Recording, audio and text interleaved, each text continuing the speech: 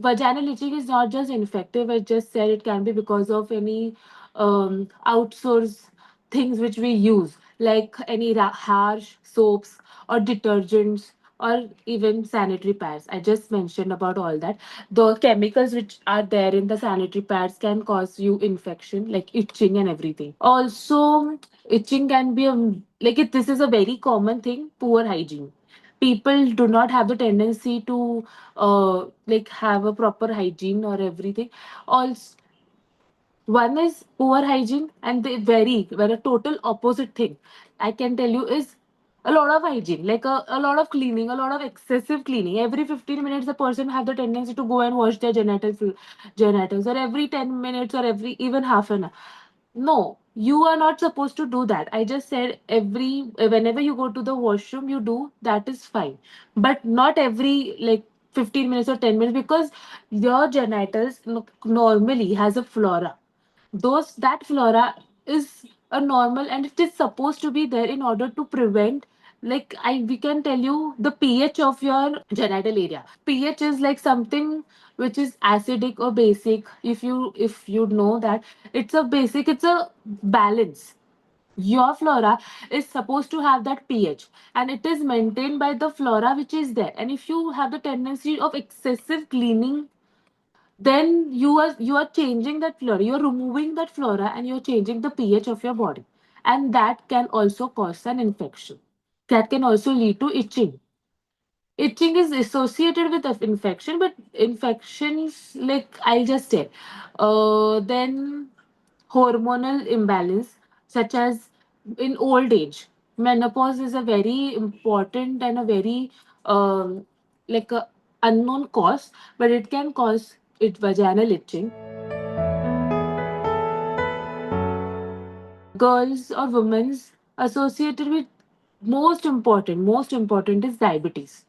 Diabetes, due to high sugar or raised sugar, is changing the normal vaginal flora. It has a tendency to change your normal vaginal flora because of the raised sugar. The pH of your body changes, and it has a tendency to cause more infection or attract more infection.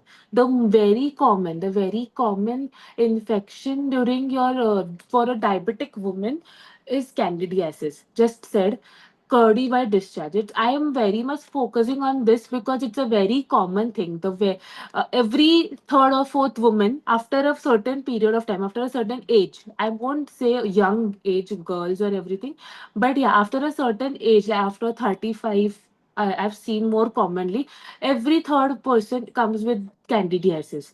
And there are many studies or many clinical trials going in order to prevent all that, but none is is just in progress. Secondly, pregnancy. Pregnant women also have a very reduced immune system. So your vaginal flora is also associated with your immune system, I'll say. And the compromised immune system is one seen in diabetes, second is in pregnancy. Your weak, just a weak immune system. A person who has tendency to fall sick every second day. There are people who fall sick every second day, like every third day. They are always sick, you can say. So those are the people who have very weak immunity, or very like those have more tendency for your vaginal itching, and vaginal itching as in the infective cause of your vagina. Due to a lot of itching, like due to a lot of rubbing of your body, the itching, which means obviously you're gonna rub your skin with your fingers or with, and people's mostly your nails, that is gonna cause the breakage of your skin over there. It is called, can cause you breakage. It will be associated with small amount of bleeding also, due to already having a poor hygiene or different causes which is leading to vaginal itching. The breakage of your skin or the continuity of your skin is gonna cause more tendency of infection going and sitting on that breakage of the skin, and leading to more infection, like more.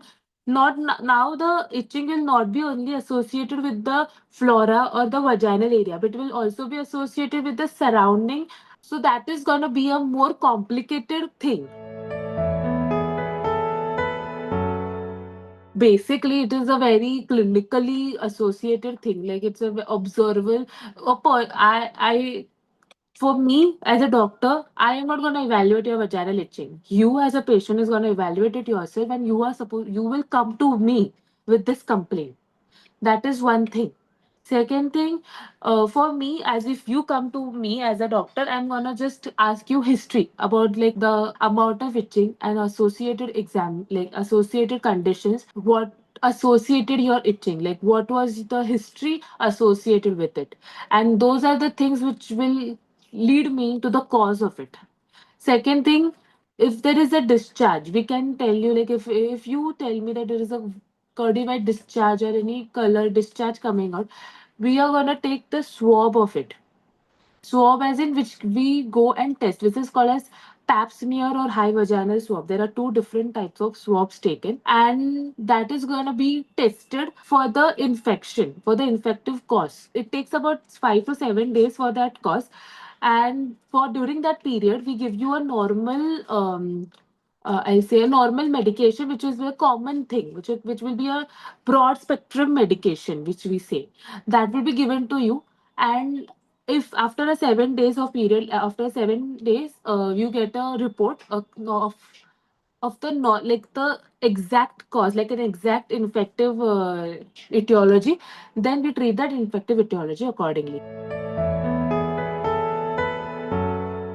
The swab which was taken, which was going to be tested for that, you give that swab, the test or the result of it will give you a specific culture, which will be give you a specific infective etiology, and then we treat it accordingly. But by till that time, we give you a broad spectrum medication and a symptomatic medication which will reduce your symptom. Itching is not a problem. Itching is not a source of it's not a in I say it's not a problem. Itching is a symptom of the problem which you're going through. That is the most important thing. Unless and until I treat the cause, that is not going to be relieved. So treating the cause is important, and for that the swab is taken, and then accordingly, if it's a fungal, it can give you antifungal or antibiotic. It depends on what culture report you come up with.